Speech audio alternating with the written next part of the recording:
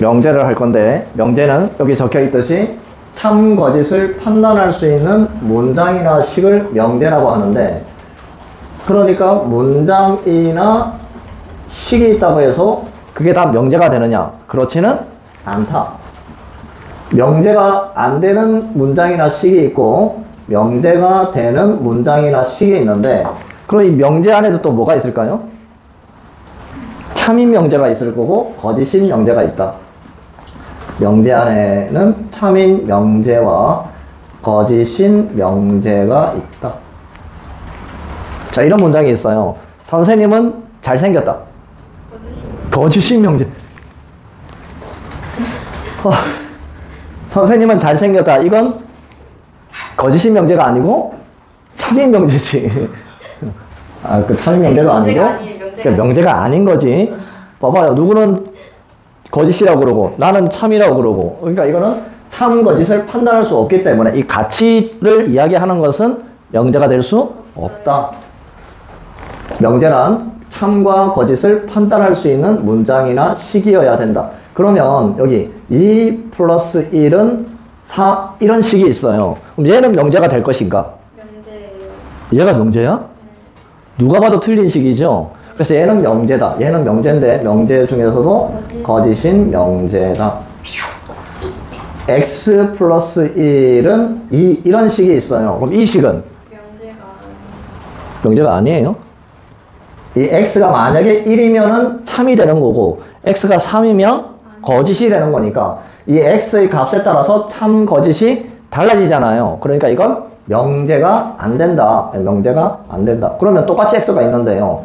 x 플러스 x는 2x라는 식이 있어요. 얘도 x가 포함되어 있는데 얘는 이런 식을 무슨 식이라고 하는 거예요? 항등식. 항등식. 항상 참인 명제. 그래서 이것은 명제가 된다. x는 2의 약수이다. 이런 문장이 있어요.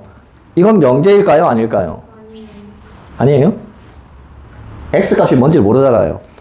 만약에 x가 3이면 이 문장은 거짓인 거고 x가 2가 되면 이 문장은 참이 되는 거니까 이 x의 값에 따라서 참 거짓이 달라져요.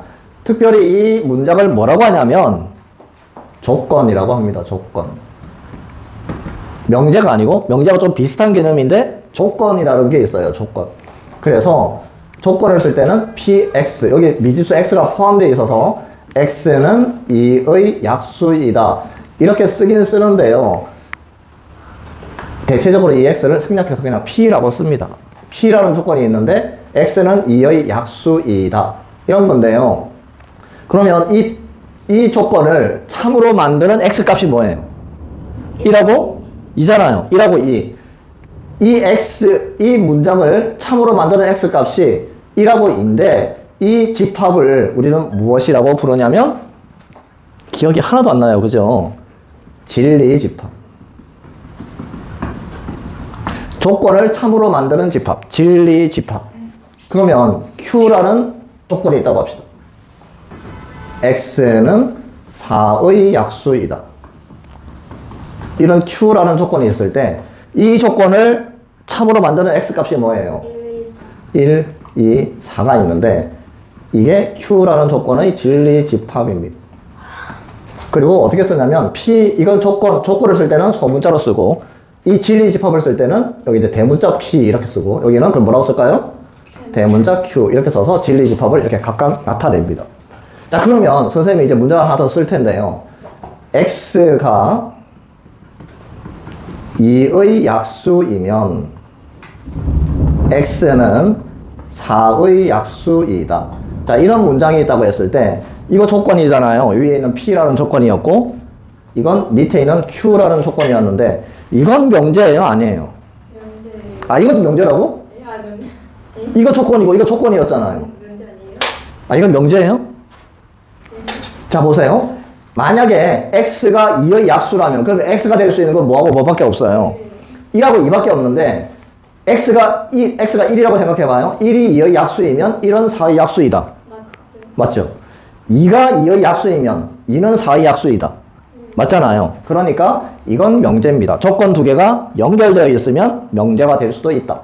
명제가 이렇게 됩니다. 자, 그러면 이거가 뭐였냐면 P라는 조건이었잖아요. 얘는 P라는 조건이었고 얘는 뭐였어요? Q라는 조건이었는데 P이면 Q이다. 이렇게 되는 거잖아요. P이면 Q이다. 이걸 기호로 써서 어떻게 썼냐면 P 화살표 Q. 그럼 이게 나타나는 게 뭐냐면 P이면 Q이다. P이면 Q이다. 그럼 이 명제가 참이 되는지 안 되는지 어떻게 판단할 수 있냐면요. 얘 진리집합이 뭐였어요? 1하고 2였고 1, 2, 4. 이것의 진리집합은 1, 2, 4였잖아요. 뒤에 있는 진리집합이 더 크면 이 명제는 항상 참입니다. 뒤에 있는 집합이 더 크면 이 명제는 참이다. 이렇게 쉽게 판단할 수가 있다라는 이야기입니다. P이면 Q이다. 이 명제는 뒤에 집합이 더 크니까 참이 됩니다. P라는 조건 X가 2의 약수이다 라는 것이 있는데 이 조건을 부정할 때 쓰는 기호가 뭐였어요? 부정할 때 쓰는 기호. not P. 이렇게 쓴다고 했는데 물결 모양 읽을 때는 not P 이렇게 읽는데요. 그러면 뭐가 돼요? 부정하면 X가 2의 약수가 아니에요. 2의 약수가 아니다. 이렇게 되는 거예요. 자, 그러면 어떤 조건이 있는데요. X가 1보다 크다라는 조건이 있었어요. 그러면 not Q는 뭐가 되는 거예요? 1보다 작거나 같다. X가 1보다 작거나 같다. 이렇게 되겠죠. 자, 그러면 R이라는 조건이 있다고 합시다. X가 1보다 크고 2 이하이다 라는 조건이 있는데요. 그럼 not R은 뭘까요? X는 1보다 작거나 같거나 또는 X는 2보다 크다. 그리고 이 R이라는 조건이 있는데 이거 부정하라고 했더니 이렇게 하는 학생들이 있었어요. 이렇게 부정 그냥 바꿔가지고 이거 아닙니다. 자, 이거 여러분들이 읽으면 이걸 읽으면 어떻게 되냐면 X가 1보다 크고 그리고 X가 2 이하이다 이런 이야기잖아요. 이걸 부정해야 되는 거예요. 이걸 이 문장을 부정해야 되는 거라서 이거 부정하면 얘 부정하면 어떻게 된다? X가 1 이하 작거나 같다. 그리고가 또 부정이 돼야 돼요. 또는 X가 2보다 크다. 네, 이렇게 되어야 R이라는 조건을 부정하는 게 됩니다. 두 조건이 이어져 있는 명제인데 이 명제는 참이다 거짓이다? 참이다. 앞에 있는 조건의 진리집합이 1, 2였고 뒤에 있는 조건의 진리집합이 1, 2, 4. 뒤에 있는 집합이 더 크니까 이 명제는 참이다. 참을 T라고 이렇게 쓸게요. T. 참이다. 그런데 이제 이것을 어떻게 할 거냐면 여기 앞에 부분을 우리는 뭐라고 부르냐면 가정이라고 부르고 이 뒤에 부분을 결론이라고 부르는데요. 뭐뭐시면이라고 되어 있으니까 이건 가정, 그리고 이건 그 가정에 대한 결론 부분인데 이건 명제. 이 가정과 결론을 바꾼 게 있어요. 그걸 뭐라고 하냐면 역. 그럼 이 명제의 역은 뭐냐면 바꾸면 돼. 단순하게 X가 4의 약수이면 X는 2의 약수이다. 이렇게 그냥 가정과 결론을 바꾸면 되는데 이 역은 참인지 거짓인지 살펴보면 이 집합은 1, 2, 4고 이 집합은 1, 2니까 앞에 집합이 더 크잖아요. 뒤에 집합이 커야 참이라고 했는데 그럼 이건 거짓. F라고 쓸게요. 이렇게 F. 그리고 또 뭐가 있냐면 대우라는 게 있어요. 역은 가정과 결론을 그냥 바꾸기만 한 거. 대우는 바꾸면서 부정한 거. 바꾸면서 부정을 해야 되니까 X가 4의 약수가 아니면 X는 2의 약수가 아니다. 이건 참인지 거짓인지 살펴보면 이 집합이 클까요? 이 집합이 클까요? 봐봐요. 여기 4의 약수가 아니라고 했으니까 1, 2, 4를 빼고 전부 다죠. 얘는 1, 2를 빼고 전부 다죠. 그러니까 얘가 더 크겠죠. 그래서 이 명제는 참이다 거짓이다? 참이다. 이렇게 되는 겁니다. 이게 지금 여러분들 교과 과정에 나와 있는 건데 예전 교과 과정에는 하나가 더 있었어요. 이런 게 있었어요. 이거는 지금 없어진 거예요. 2라는 게 있었습니다. 2라는 게 뭐냐면 대우는 가정과 결론을 부정하면서 바꿨잖아요. 2라는 것은 그냥 그 자체를 부정만 해놓은 게 있습니다. x가 이거 부정하면 이의 약수가 2의 약수가 아니면 x는 사약수 4의 약수가 아니다. 자, 이거는 참인지 거짓인지 살펴보면 어떻게 더 큰 집합이라고 했어요? 얘가 더 큰 집합이죠? 그러니까 이건 참이다 거짓이다? 거짓이다. 그런데 잘 보면요. 역과 이를 보면 어떻게 돼 있어요? 이거 부정한 게 여기 있고 이거 부정한 게 여기 있잖아요. 그러니까 역과 이도 무슨 관계다? 대우 관계다. 대우 관계다. 결론이 뭐냐면요. 여기서 말하고 싶은 결론은 명제가 참이라고 해서 여기 참이 아니 항상 참이 아니 아니다. 때로는 명제가 참이고 여기 참인 것도 있어요. 그런데 이것처럼 명제가 참이라고 해서 여기 참이 아닌 것도 있다. 그러니까 명제가 참이니까 여기도 참이다라고 말하면 맞다 틀리다? 틀린 말이 된다. 그런데요. 명제가 참이면 항상 참인 게 있어요. 명제가 참이면 항상 참인 건 대우. 대우는 항상 참이다.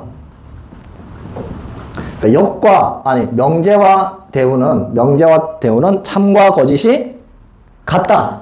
그러니까 항상 참이다. 명제가 참이면 대우는 항상 참이다라는 걸 여러분들이 잘 기억을 해야 된다. 충분 조건, 필요 조건.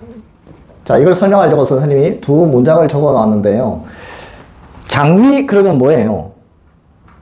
꽃이죠. 뭐 장미가 뭐 동물인가? 장미 그러면 누가 생각해도 꽃이에요. 꽃 그러면 장미일까요? 아니지. 꽃의 종류는 많잖아요. 그럼 꽃 빨간색, 하얀색, 분홍색이 있다. 가시가 있다. 사람들이 좋아한다. 기타 등등을 쭉 나열하면 결국 그걸 뭐가 될 수 있다? 꽃은 나다 장미가 될 수 있다. 그래서야 꽃은 장미가 될 수 있다. 여러 가지 조건들을 더 나열하면. 그래서 장미 그러면 다른 설명이 필요 없다 그죠? 그냥 꽃이지.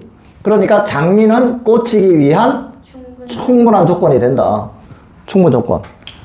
그런데 꽃은 아까도 이야기했지만 가시, 뭐 색깔이 여러 가지가 있다. 그 여러 가지 조건들 중에서 한 가지 조건이잖아요. 그래서 꽃은 장미이기 위한 필요 조건이라고 한다. 필요 necessary condition에서 필요 조건을 선생님이 N이라고 쓸 거고 충분한 영어로 뭘까요? enough 하지 말고 S sufficient 충분한 해서 충분 조건은 S라고 이렇게 쓸 겁니다.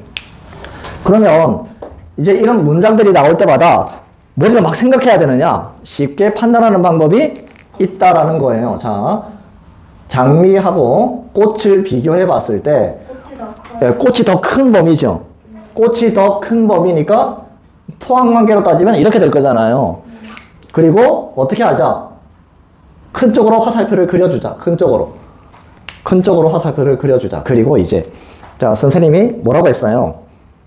받을 때는 필요한 만큼 줄 때는 충분하게 주자. 받을 때는 필요한 것만 받자. 그래야 우리는 행복한 사회를 만들 수 있다. 줄 때는 충분하게. 자, 장미가 꽃으로 이렇게 죽어 있잖아요. 그러니까 장미 입장에서 보면 죽어 있으니까 장미는 꽃이기 위한 죽어 있잖아요. 충분하게 주자. 충분 조건. 꽃 입장에서 보면 받고 있잖아요. 그래서 꽃은 장미이기 위한 받고 있으니까 받을 때는 필요한 것만 받자. 필요 조건이 된다라는 이야기입니다. X가 1보다 크다라는 조건이 있고 P라는 조건이 있고 Q라는 조건은 X는 2 이상이에요 라는 조건이 있습니다. 그랬을 때 P는 Q이기 위한 무슨 조건일까요? 라고 물으면 여러분들이 이것처럼 막 따지는 게 아니라 그려봐요. X가 1보다 커요. P라는 게 1보다 커요. 이게 P고 Q는 2 이상이잖아요. 그럼 뭐가 더 커요? 범위가. P가 더 크죠? 얘가 더 커요. 범위가.